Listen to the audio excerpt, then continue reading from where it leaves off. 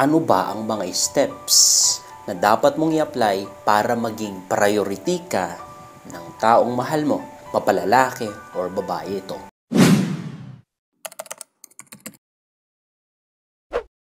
Actually, may dalawang scope na ating pag-uusapan dito kung ano muna yung mga signs na hindi ka priority and ano ang dapat mong gawin or steps so that from unprioritized to someone na prioritize. Tama pa yung English ko, but anyway, I hope na naintindihan nyo. So, unahin natin yung sign na hindi kanya priority, mas masakit to, is that marami siyang excuses when it comes sa'yo. Kapag nag-ask ka ng favor na may karang kang kailangan or kapag nag-ask ka na mag-meet kayo, ang dami niyang rason, ang dami niyang mga ginagawa or busy siya or biglang may lakad siya or biglang may sakit siya. It's a sign hindi kanya priority. Dahil kung malaki yung pagmamahal niya sa'yo, gagawa at gagawa yan ng paraan. Proceed na tayo sa number 2. Is that kakampi mo lang siya when it serve his or her best interest. Or okay lang sa kanya makipag-agree siya sa'yo or mamahalin ka or ipapriority ka kapag meron siyang alam na makuha or alam na magbe-benefit siya sa'yo or sa gagawin nyo. Pero kung alam niya na wala siyang makukuha dyan, hindi siya interested at hindi kanya ipapriority. Proceed na tayo sa number 3 is that parang okay lang ba sa kanya na kahit hindi kayo nag-uusap or hindi kayo nagkikita, parang okay lang sa kanya, parang kompleto yung kanyang buhay, samantalang ikaw, todo-todo yung pagkamis mo, yung pagkatigang mo sa kanya, yung gusto mo siyang kausapin, gusto mo siyang ihag, pero siya parang okay lang. You know, parang wala man lang siyang namimiss sa'yo. Go pa rin yung kanyang buhay kahit wala ka. It's a big sign hindi kanya priority. Okay? Number 4 na sign is that walang consistency sa kanyang reply or hindi siya agad nagchat-chat or nagre-reply.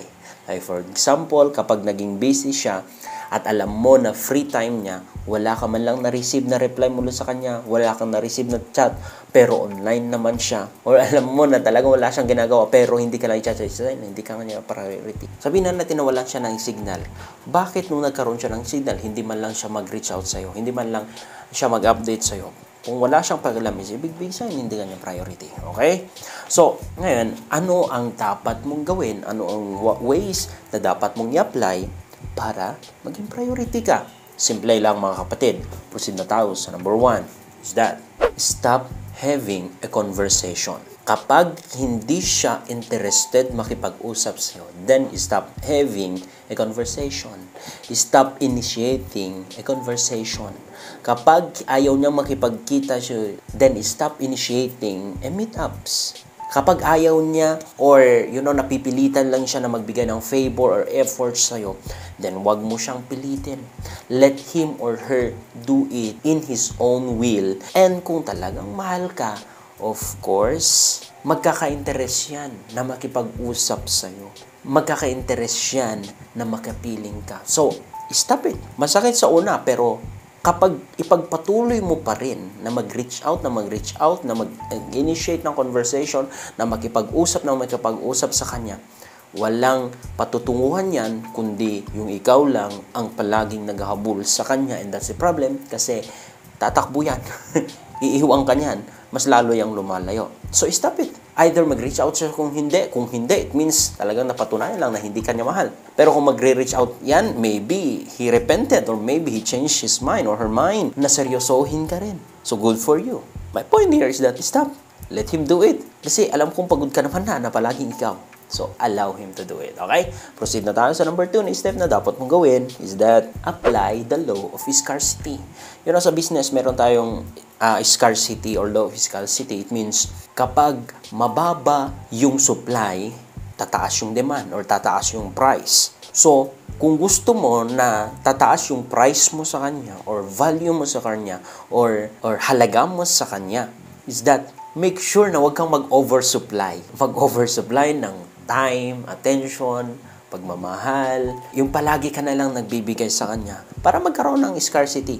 Kapag nawala yun or kapag nabawasan yun, then that is the time na magkakaroon ka ng demand sa kanya dahil hahanapin niya. Nature po ng tao na hanapin natin yung wala or papahalagahan natin yung mahirap makuha or mahirap ma-avail. Bibigyan natin yan ng halaga. So, i-apply mo yon sa kanya. Ngayon, kung hindi niya pinalagahan, kung hindi tumaas yung demand mo sa kanya, yung pangangailangan niya sa'yo, or yung value mo sa kanya, then maybe you're not the right person. Then maybe hindi ka niyan mahal. Or maybe wala ka talagang halaga sa kanya. Masakit yun, pero you need to know the truth and the truth shall make you free. In short, ikaw din lang. In short, it will serve also good for you. Bakit? Kasi hindi ka nagpapatuloy sa relationship na wala namang patutunguhan. Masakit lang po sa una. Pero sa una lang yan, dahil alam ko na habang tumatagal, magiging okay ka rin at magpapasalamat ka kasi nag-move on ka sa relationship na yan. Okay? So, apply the law of scarcity. Next na step is that iwasan mo na i-share ang lahat mo. Either your life, yung history ng buhay mo, yung past mo, yung future mo, yung plano mo, or yung finances mo, stop it. Especially kapag hindi siya interested. Stop sharing some stories na hindi naman niya tinatanong. Kasi the problem with that is that when a person is not interested and you keep on sharing, maa-annoyed yan, mabibisit yan, kahit hindi niya yan sabihin, it means, ang gagawin niyan ay iwasan ka kasi annoyed nga yan. So, stop it. Kung hindi siya interested to listen to you, then stop. Kung hindi siya interested to talk with you, then stop. Don't share everything sa kanya. Also your finance, also your time. If hindi niya binavalue yung oras mo, like palagi siyang late sa meet-ups nyo, or okay lang sa kanya kahit naghihintay ka, yung bang hindi niya pinapahalagahan yung in-spend mo na oras mo sa kanya, yung sinakripisyo mo na imbes na may work ka, imbes na mayroon kang ibang gagawin, tapos binigay mo sa kanya, tapos hindi niya pinahalagahan, stop it. Don't share it with him, or don't share it with her. Lagi niyong tatandaan, self-love, it means lumayo ka or umiwas ka sa mga taong hindi nagpapahalaga sa'yo, hindi nagbibigay ng halaga sa'yo dahil sa totoo lang may halaga ka. When you keep yourself sa mga tao na hindi nakikita yung value mo, tendency nito na i-set up or na-program yung mentality mo na parang ikaw din mismo sa tingin mo sa sarili mo walang halaga. Yet, that is a lie. Kasinungalingan. Kapatid, meron ka pong halaga. Tandaan mo yan, okay? Number 4, if you want na maging priority, become better. Kasalanan mo din minsan. Naging comfortable ka sa kanya, naging comfortable ka sa buhay mo, huminto ka na sa pag-improve sa buhay, sa pagiging mas better sa buhay, either physically, of course, kaseksihan, kamatyuhan, mentally, emotionally, financially, spiritually. If na-stable ka or if it is na-stagnant ka dyan, then tendency hindi kanya priority. Ang mga tao na pinaprioritize natin, may value, better people, the best na people.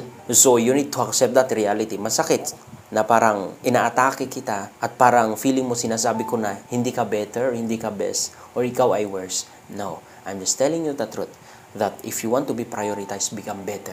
Pursue your dream, pursue your education, pursue your job, pursue your career, pursue your business, pursue your skills, pursue your talents. Just keep it better every day. Dapat maging mas better ka. Even in your communication with your partner, the love na binibigay mo sa kanya, even yung mga mentality mo, even the way you approach your partner become better, and you will see, magiging priority ka. Okay? Last but not the least na ways na dapat mong i-apply is that make him invest sa'yo. The reason why hindi nag-invest yung isang tao sa atin kasi we keep on chasing them or we keep on investing sa kanila.